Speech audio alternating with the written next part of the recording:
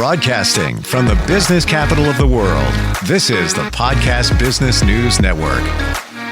Every time we get together with her, we learn more about this whole intuitive, metaphysical kind of thing. But I just learned something seconds before we got on today.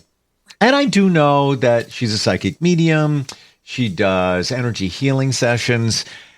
She even rolls with a little astrology. She's got everything on her radar. Never knew that she is a medical intuitive, can essentially read you and give you insight in terms of your health, your medical situation. Whoa. Mm-hmm. I've heard of these people before. I didn't know that that was part of her. Alisha B is back on the program. I'm so happy as our professional of the year to dig into this. Welcome, first of all. How are you? Thank you. I'm doing great. How are you? Good. I've heard about the medical intuitive. And am I describing it right, where you can tap into somebody's energy and potentially tip them off to maybe something they might want to check into or something that might be going on within their body? Or is it just some insight? All of the above.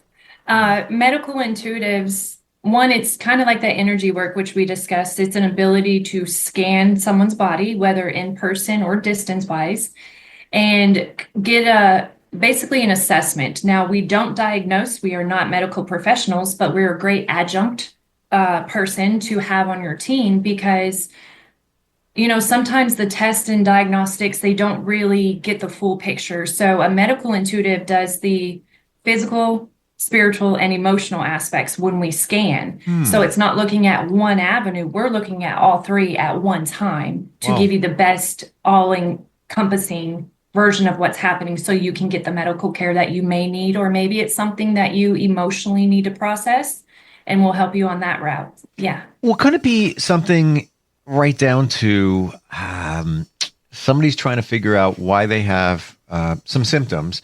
Doctors looking into it, initially they just start the tests, and you could potentially say, hey, you might want to take a look at this. I don't know if they're missing that.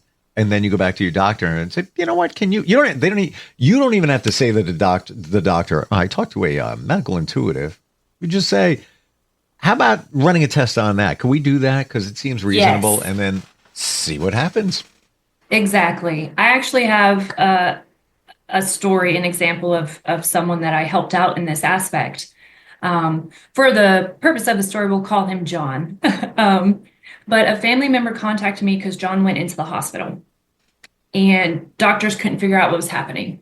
They were confused, running tests, and they weren't getting to the root of why John was trending downward, like getting unhealthy. The family was worried he wasn't going to make it through. They couldn't figure it out. They were throwing out all kinds of medications, and he was getting worse. So I connected through the family member, which is one way that I do it, is through family or a loved one, gives that direct connect because they hold the image and the person in their mind. I connect through that. And what I got, I actually drew it out, and I don't have it in front of me. I drew out the esophagus, the stomach, the lungs were there, and the intestines, and they showed me a pinhole in the intestines. Whoa. And I was like, oh, are they checking the abdomen? Is that where you're looking? The person was like, no, John doesn't have any medical history with they're not looking at the abdomen at all. And I was like, you might want to look at the abdominal cavity. A few days later, the family member called me and said, oh my goodness, John, there was a hole due to a colonoscopy he had almost a month prior. Didn't know that a hole had occurred.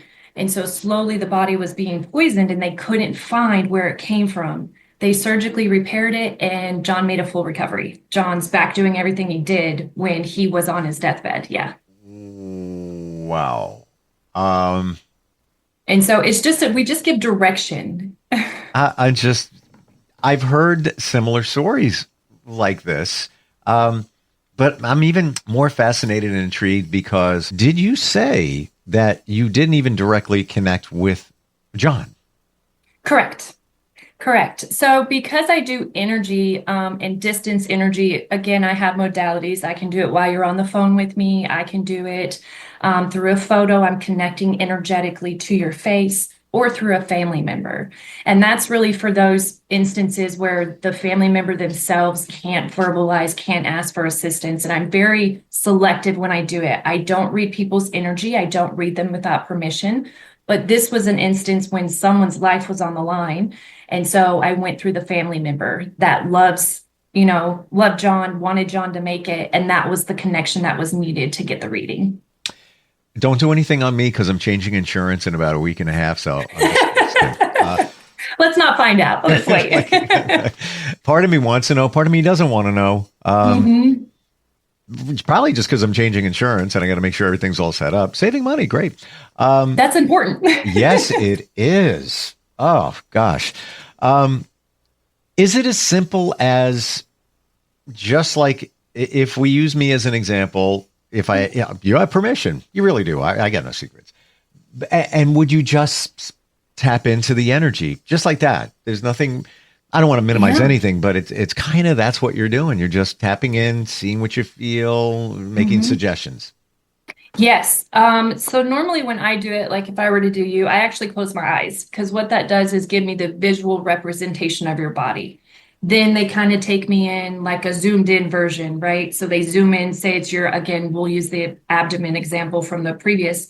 They'll zoom into the abdomen and then highlight an area. And then I'll feel visceral pain, so actual physical symptoms of the pain and connecting to that. Wow. And that helps me get the understanding of if it's physical, mental, or spiritual and which direction we need to go. Have you ever had a situation where you didn't want to say something? Yes, there are many situations like that. But when I give an information, to me personally, it's your information to have, not mine.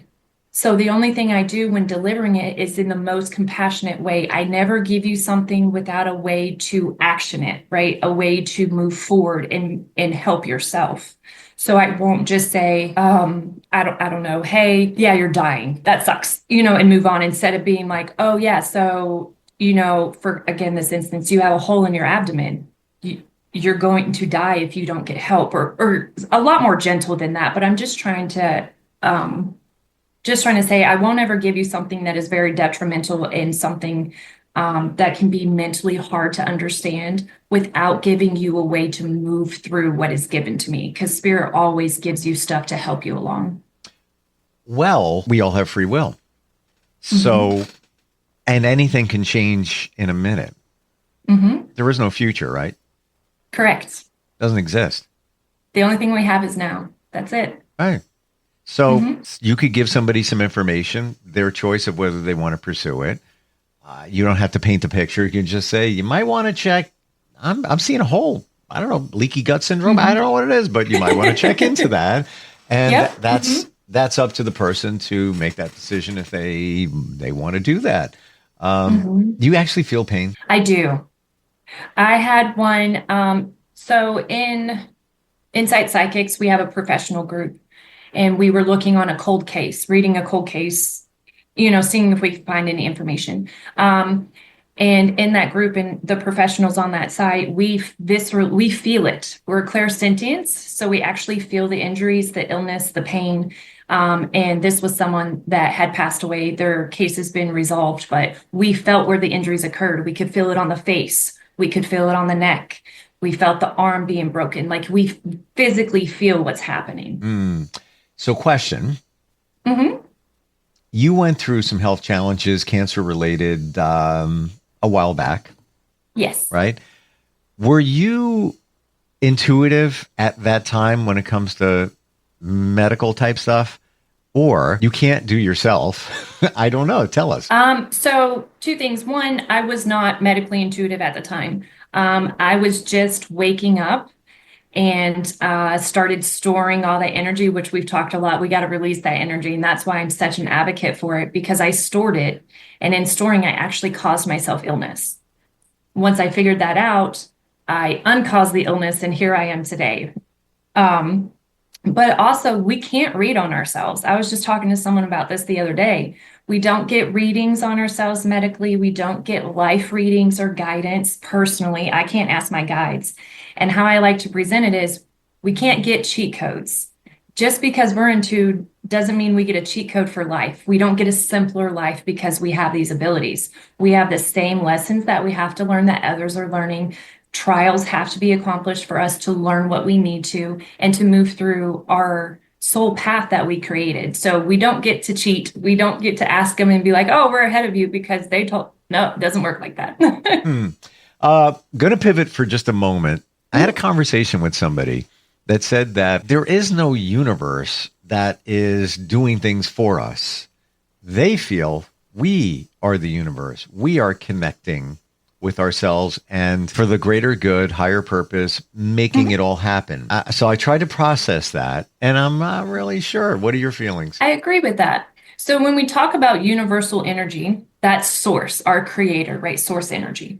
We are all connected to that energy. We have just long forgotten that we are a part of source. We are one and the same. And so universal energy is not the universe working for you. It's you putting it out to work for yourself. And so when you're putting out negativity, you're working with energy saying, I'm in a bad space. I just want bad space. When you put out the positive energy, you're working with yourself again, universal energy source, you're connecting on that love vibration and beautiful things come out of it. But it's all self-imposed. It's what we manifest, how we project our energy and what we accept back. Ah, that hurts because we're doing an injustice to ourselves by not thinking good things, not putting good things out there. But a lot of us do it and we don't even know that we're doing it. We do. And when you wake up, you start to see you get disillusioned, right? For me, it was things in a corporate environment that was just like, oh my gosh, this is not right. And a lot of times in a corporate environment, there's no avenue to battle that, to fight that. You have to stay in that bad energy and you're just kind of stuck, right? And so when you wake up, you get disillusioned and you say, I need to separate from this. This is not vibing with me anymore and something's wrong. And that's when you start moving through and really calling to you better things and learning how to work with that energy aspect of who we actually are. Can we ask the spirit team, as I like to call them, spirit guides around us, to help us with that? Like, help me move forward. Help me see what maybe I'm not seeing. Yes. So you can't ask for direct, should I take a job, right? Is this job better or that job better? Or, anything that is going to directly impact. But if you're working on growth, expansion of self, call on your spirit team 100% because they're going to give you insights. And again, it's those little things. It's not going to be a big billboard saying, hey, Steve, this is what you need to do. It's not going to be like that. But they will talk to you and they will give you direction. And I know that seems opposite of what I say, we can't get cheat codes, but it's not a cheat code. This is you learning yourself. You're learning to move forward. And that's all lessons. And so that's kind of like an approved thing, for lack of a better word. If you're learning and moving through it, your team is right there. But they won't give you cheat codes on lottery numbers or, a job to pick. Yeah. How do you know the difference between your intuition or your spirit guides suggesting or directing? They're actually the same. We like to separate them, but your spirit team, when you work with your intuition, when you work with any of the clairs, clairsentient, clairvoyant, that's all one and the same. The way you have to think about it is we go back to that universal energy, right? We are one with the universe. Our team members are the spiritual aspect of that same energy. And so we're working through our energy, through another energy to get to source energy. And we're going to learn to connect straight to source where your team can give you the insights, but you're already there, if that makes sense. This is what you do.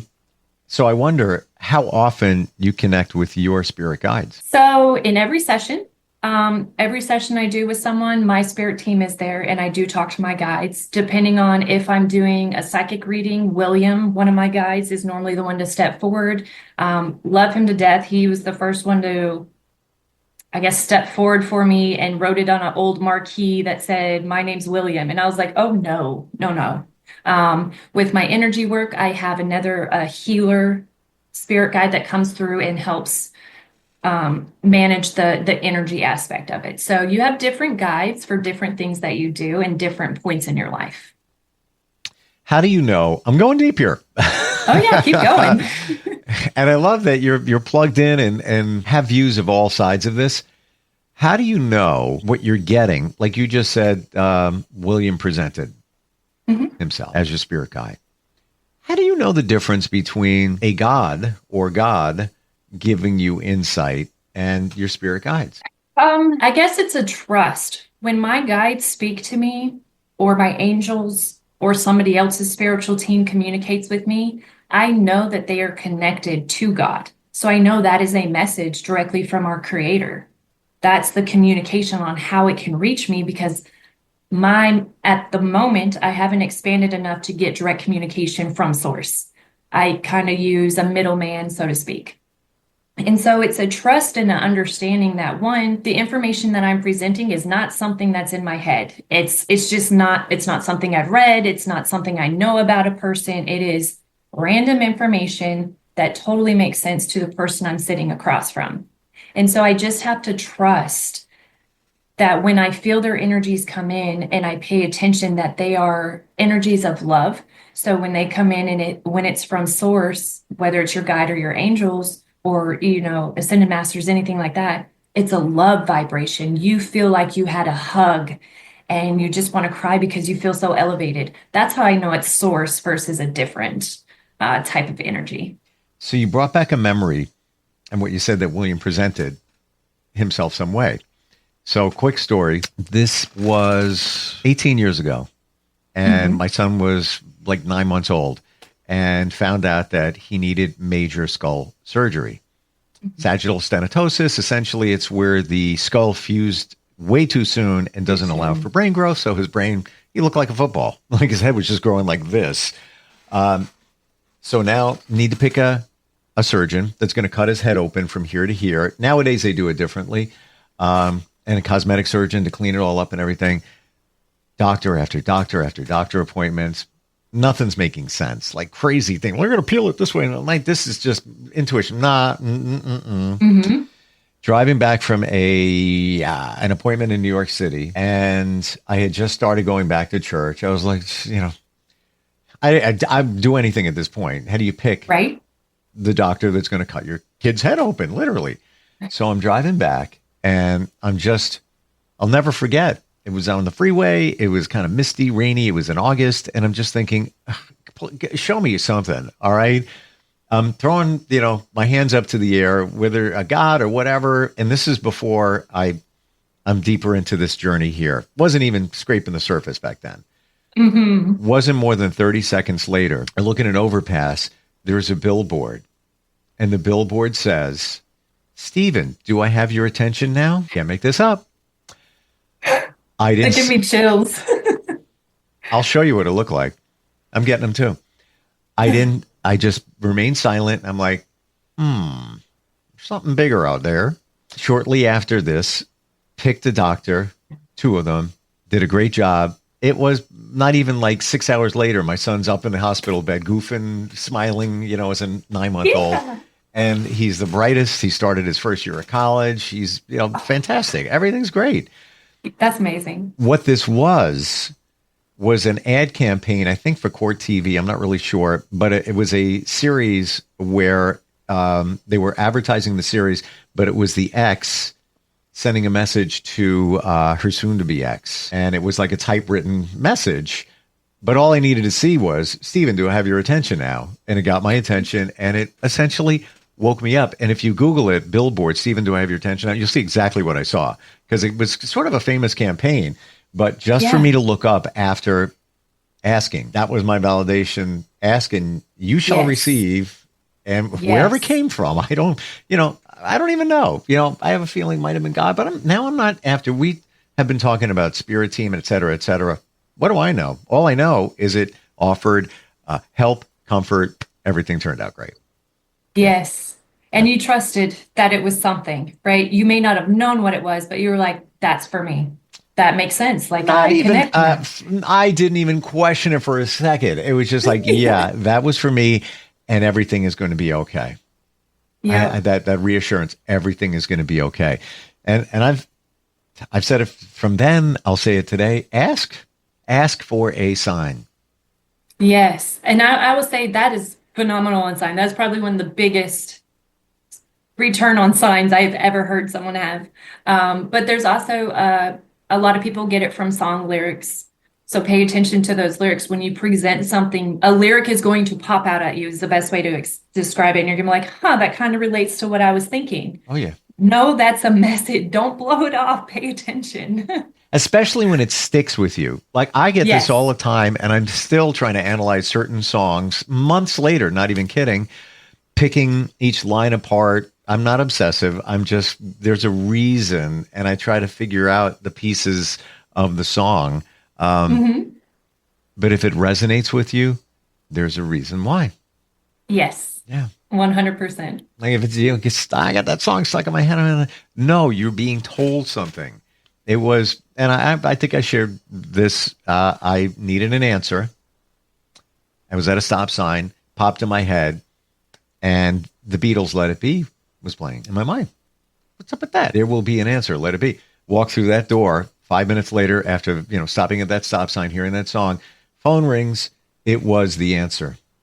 It was the answer. 5 minutes later, and I now have those lyrics on my wall in the other room because that's amazing. Yes, let it be. There will be an answer.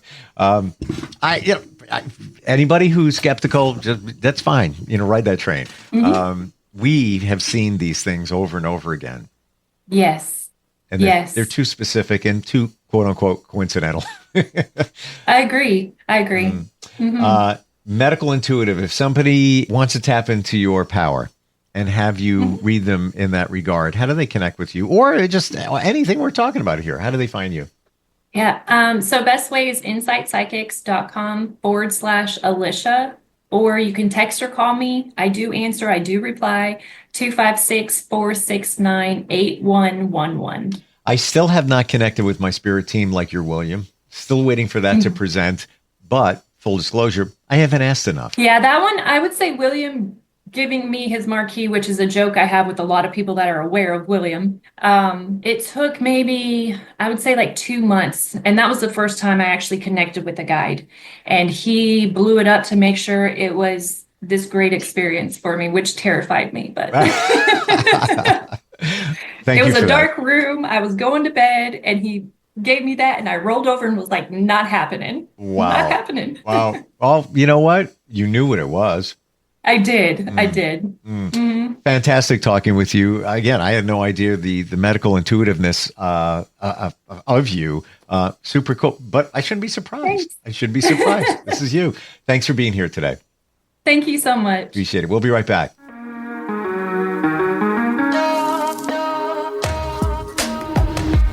Broadcasting from the business capital of the world, this is the Podcast Business News Network. Okay, Simon, what are you wearing right now? Nothing. That's right. And what do people normally wear? Clothes. Exactly. So now Mommy's going to teach you how to dress yourself. Clothes keep us warm, they look good, and if we go out without them, the neighbors will talk. So it's important to know how to get dressed. Here's how it's done. Underwear always comes first, name tag at the back, then pants, then shirt. Get the first button in the right hole or you have to start all over. If you're wearing a tie, it goes over, round, through, and pull tight. Tuck your shirt into your pants and zip up your fly. Socks going first, then shoes right on right, left on left. With shoelaces, just take the ends, cross them over, switch the loops. The rabbit goes down the hole, pull tight, and you're left with bunny ears. I love bunnies. Good to know. Now remember, spots don't go with stripes, socks don't go with sandals, and if you've tucked in your shirt, wear a belt. Got it? Why are your pants on your head? Most parenting is hard to do in just 2 minutes. But spending just 2 minutes twice a day making sure they brush their teeth is easier and could help save them from a lifetime of tooth pain. For fun 2-minute videos to watch while brushing, visit 2min2x.org. That's 2min2x.org. A message from the Partnership for Healthy Mouths, Healthy Lives and the Ad Council.